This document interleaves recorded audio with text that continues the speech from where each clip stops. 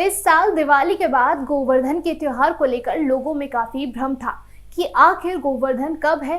तो आपको बता दें कि इस बार कार्तिक माह की शुक्ल पक्ष की प्रतिपदा तिथि की शुरुआत 13 नवंबर के दिन यानी कि आज सोमवार को दोपहर 2:56 से हो रही है और समापन इसका अगले दिन 14 नवंबर के दिन मंगलवार को दोपहर 2:36 पर होगा। हिंदू धर्म में उदय तिथि का विशेष महत्व होता है। ऐसे में गोवर्धन पूजा का पर्व 14 नवंबर को मनाया जाएगा।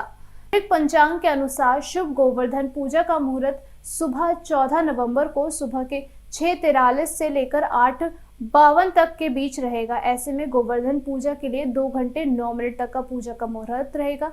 गोवर्धन पर घर के आंगन में गोबर से गोवर्धन बनाकर पूजा की जाती है। गोवर्धन पूजा को प्रकृति की पूजा भी कहा जाता है। इसकी शुरुआत स्वयं भगवान श्री कृष्ण ने की थी।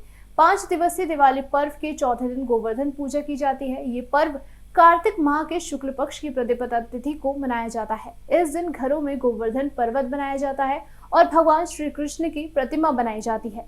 इसके बाद शाम के समय गोवर्धन पर्वत और भगवान कृष्ण की पूजा होती है और उन्हें अन्नकूट और कड़ी चावल का भोग भी लगाया जाता है। इस बार गोवर्धन पूजा के दिन शुभ योग बन रहे हैं। गोवर्धन पूजा पर शुभोवन योग प्रातःकाल से लेकर दोपहर 1:57 तक होगा। इसके बाद ये अतिगण योग शुरू हो जाएगा। अतिगण योग शुभ नहीं होता है, हालांकि शोभन योग को एक शुभ योग माना जाता है। इसके अलावा गोवर्धन पूजा के दिन सुबह से ही अनुराधा नक्षत्र होगी। इसी के साथ आपको बताते हैं कि गोवर्धन की पूजा विधि क्या है। तो सबसे पहले गोवर्धन पूजा के दिन आपको सुबह जल्दी उठकर स्नान करना है। फिर शुभ मुहूर्त में गाय के गोबर से गिरिराज गोवर्धन पर्वत की आकृति बनानी है और साथ ही पशुधन यानी कि गाय बछड़े आदि की आकृति भी बनाएं। इसके बाद धूप दीप आदि से विधिवत पूजा करें। भगवान कृष्ण को दूध से स्नान कराने के बाद उनका पूजन करें। इसके बाद अन्नकूट का भोग लगाएं। आपको बता दें कि गोवर्धन पूजा प्रकृति को समर्पित पर्व है।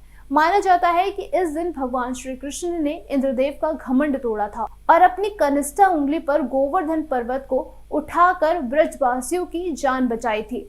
लोगों को प्रकृति की सेवा और पूजा करने का संदेश दिया था। ये दिन कार्तिक मास की शुक्ल पक्ष की प्रतिपदा तिथि का दिन था।